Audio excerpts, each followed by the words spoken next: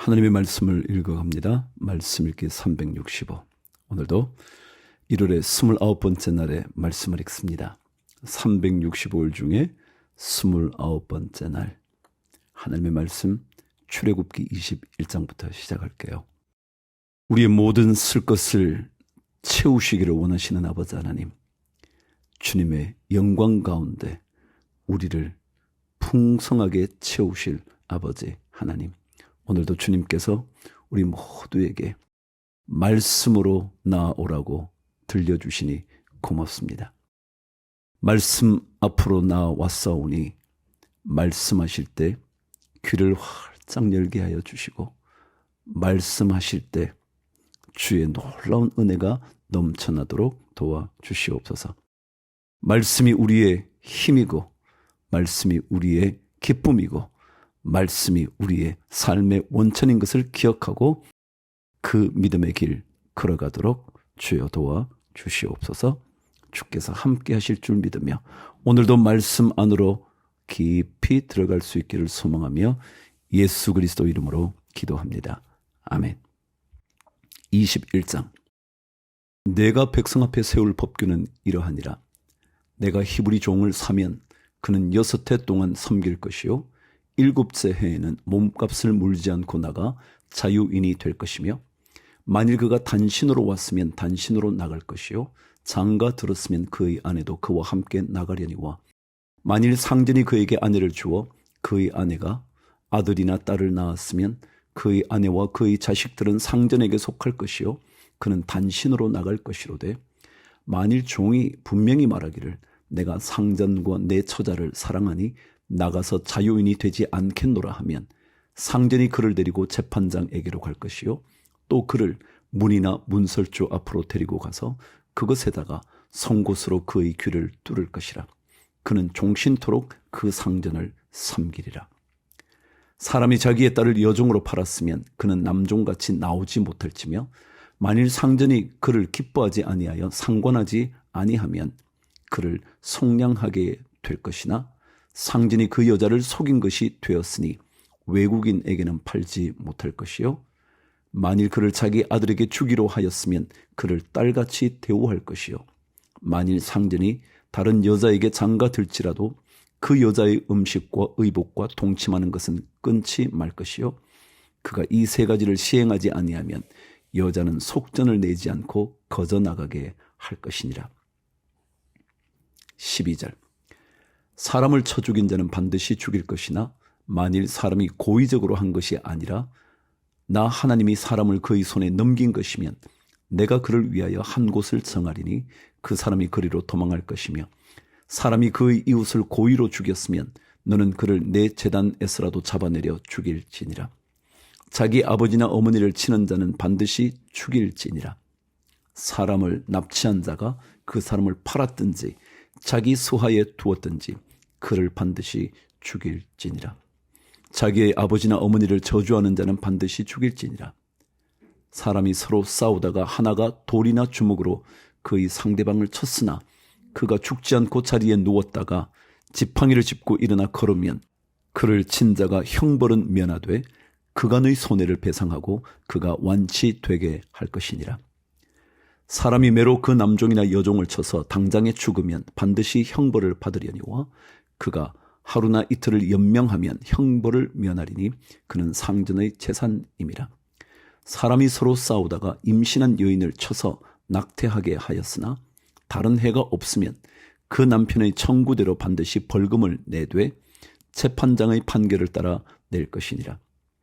그러나 다른 해가 있으면 갚되 생명은 생명으로, 눈은 눈으로, 이는 이로, 손은 손으로, 발은 발로, 된 것은 된 것으로, 상하게 한 것은 상함으로, 때린 것은 때림으로 갚을지니라. 사람이 그 남종의 한 눈이나 여종의 한 눈을 쳐서 상하게 하면 그 눈에 대한 보상으로 그를 놓아줄 것이며, 그 남종의 이나 여종의 이를 쳐서 빠뜨리면 그 이에 대한 보상으로 그를 놓아줄지니라.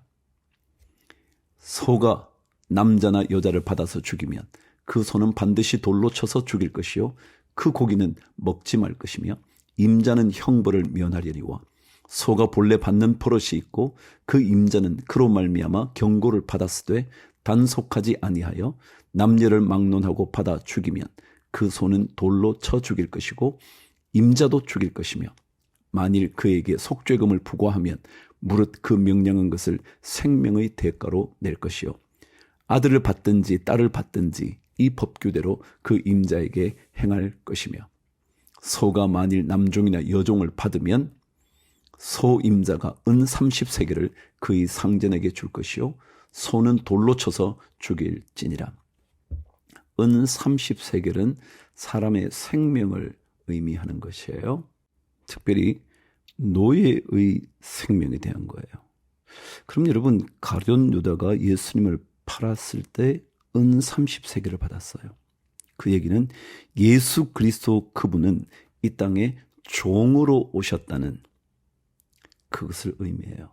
가장 낮은 자로 오셨다. 그것을 의미하거든요. 자, 33절. 사람이 구덩이를 열어두거나 구덩이를 파고 덮지 아니하므로 소나 나귀가 거기에 빠지면 그 구덩이 주인이 잘 보상하여 짐승의 임자에게 돈을 줄 것이요 죽은 것은 그가 차지할 것이니라. 이 사람의 소가 저 사람의 소를 받아 죽이면 살아있는 소를 팔아 그 값을 반으로 나누고 또한 죽은 것도 반으로 나누려니와 그 소가 본래 받는 버릇이 있는 줄을 알고도 그 임자가 단속하지 아니하였으면 그는 소로 소를 갚을 것이요 죽은 것은 그가 차지할지니라. 출애굽기 22장. 어떻게 이제 배상하는가? 그 모세 율법에도요.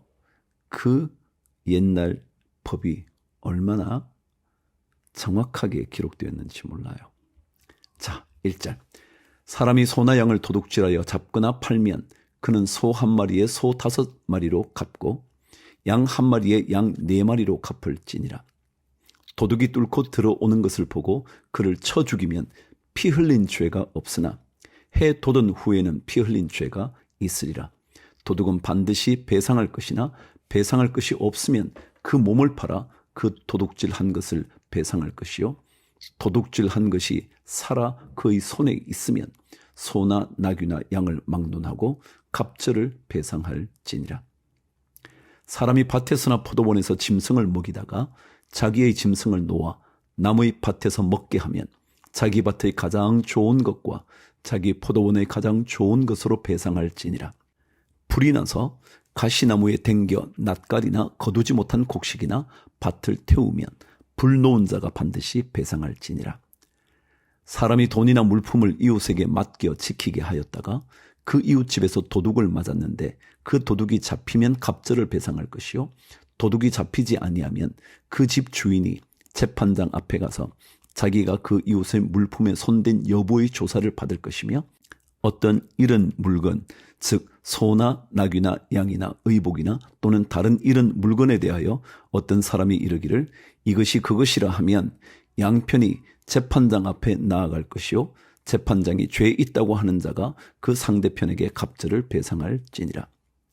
사람이 나귀나 소나 양이나 다른 짐승을 이웃에게 맡겨 지키게 하였다가 죽거나 상하거나 끌려가도 본 사람이 없으면 두 사람 사이에 맡은 자가 이웃의 것에 손을 대지 아니하였다고 여호와께 맹세할 것이요 그 임자는 그대로 믿을 것이며 그 사람은 배상하지 아니하려니와 만일 자기에게서 도둑 맞았으면 그 임자에게 배상할 것이며 만일 찢겼으면 그것을 가져다가 증언할 것이요 그 찢긴 것에 대하여 배상하지 아니할지니라.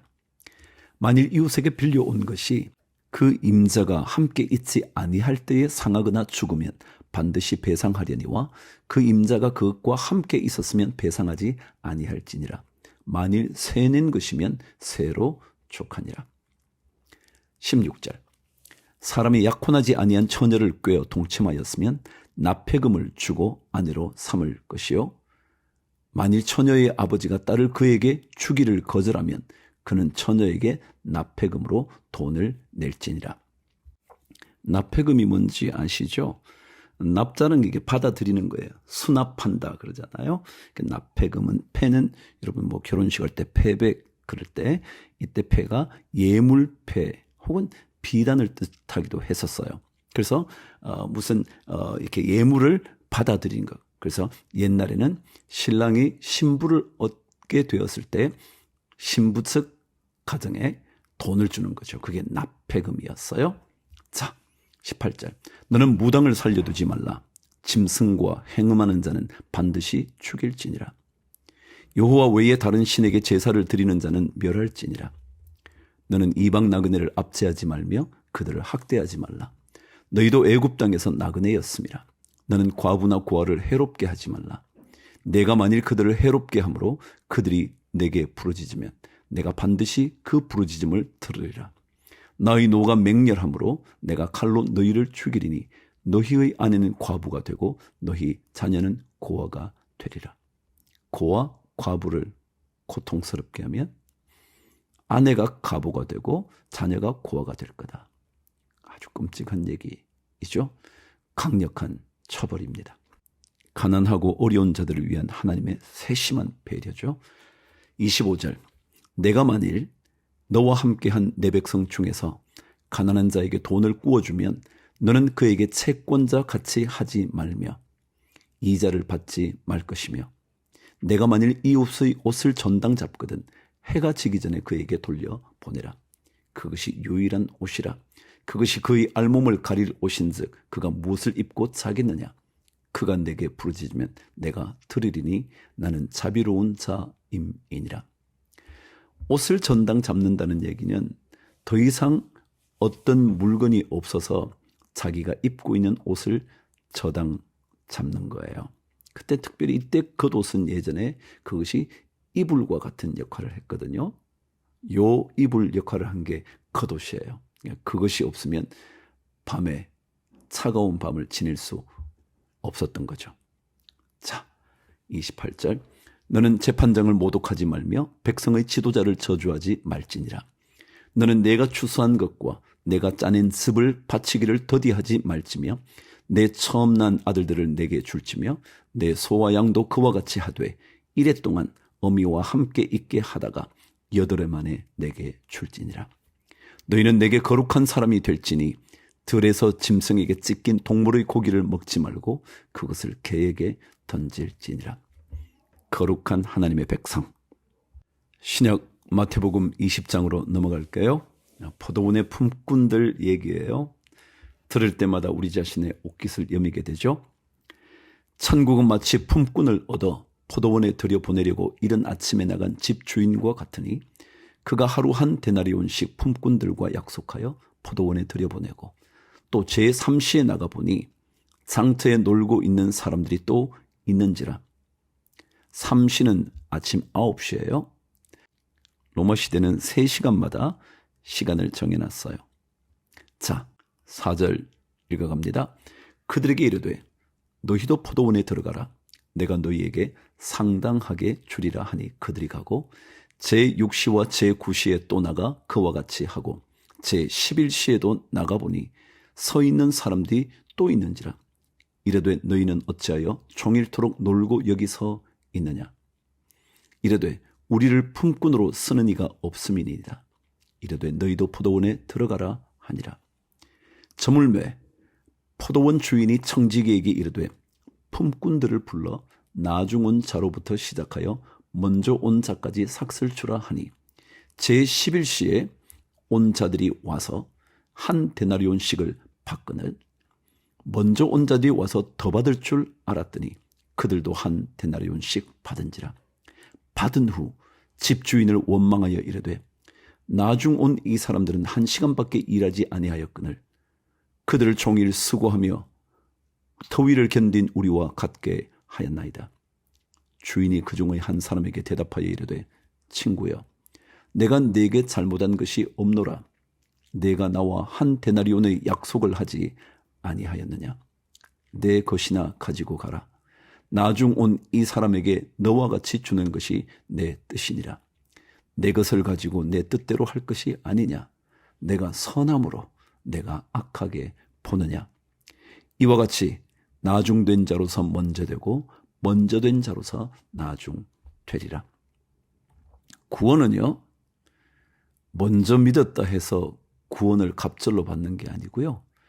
나중에 믿었다 해서 절반의 구원을 받는 것도 아니에요. 구원은 온전하게 주어지는 하나님의 선물이죠. 주인의 뜻대로 하는 말이죠. 17절. 주님께서 이제 죽음과 부활을 벌써 세 번째 알려주시고 계십니다. 17절. 예수께서 예루살렘으로 올라가려 하실 때에 12 제자를 따로 데리시고 길에서 이르시되 보라, 우리가 예루살렘으로 올라가노니 인자가 대제사장들과 서기관들에게 넘겨짐에 그들이 죽이기로 결의하고 이방인들에게 넘겨주어 그를 조롱하며 채찍질하며 십자가에 못 박게 할 것이나 제3일에 살아나리라.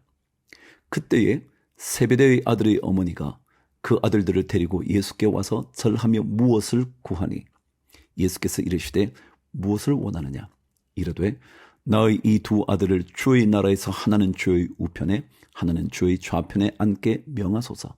예수께서 대답하여 이르시되 너희는 너희가 구하는 것을 알지 못하는도다. 내가 마시려는 잔을 너희가 마실 수 있느냐? 그들이 말하되 할 수 있나이다. 이르시되 너희가 과연 내 잔을 마시려니와 내 좌우편에 앉는 것은 내가 주는 것이 아니라 내 아버지께서 누구를 위하여 예비하셨든지 그들이 얻을 것이니라.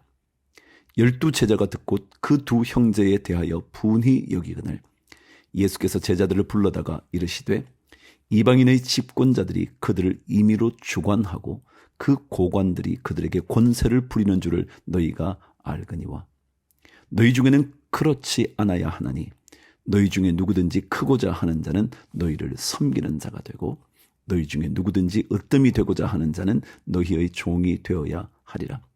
인자가 온 것은 섬김을 받으려 함이 아니라 도리어 섬기려 하고 자기 목숨을 많은 사람의 대속물로 주려 함이니라. 세베대의 아들들은 야고보와 요한이었죠. 그의 어머니가 주님께 그런 요청을 했단 말이죠. 그 얘기를 들었던 나머지 10 제자도 분노했대요. 그 얘기는 뭐예요? 자기들도 그러고 싶은데 라는 생각이 있었기에 분노했을 거예요. 그렇지 않으면 걔가 그런 생각을 했었어? 그 집이 그런 생각을 했다고? 그것으로 끝이에요. 근데 우리 마음속엔 전부 다 그런 마음이 있거든요. 그래서 주님께서 그것 아니라고 섬기려 하고 대속물로 주기 위해서 이 땅에 오신 주님의 이야기 아니었을까요? 29절. 그들이 여리고에서 떠나갈 때에 큰 무리가 예수를 따르더라. 맹인 2 사람이 길가에 앉았다가 예수께서 지나가신다 함을 듣고 소리질러 이르되 주여 우리를 불쌍히 여기소서 다윗의 자손이여 하니 무리가 꾸짖어 잠잠하라 하되 더욱 소리질러 이르되 주여 우리를 불쌍히 여기소서 다윗의 자손이여 하는지라. 예수께서 머물러 서서 그들을 불러 이르시되 너희에게 무엇을 하여 주기를 원하느냐 이르되 주여 우리의 눈뜨기를 원하나이다. 예수께서 불쌍히 여기사 그들의 눈을 만지시니 곧 보게 되어 그들이 예수를 따르니라. 아멘. 더욱더 소리질러. 여러분, 주님께 은혜를 구하는 사람은요, 남들이 뭐라 그래도 주눅들 거 없어요. 주님의 이름만 부르는 거죠. 그러면 주님께서 눈 뜨게 해주실 거예요. 눈을 만져주실 거예요. 연약한 것을 고쳐주실 거예요. 주를 위하여 화이팅!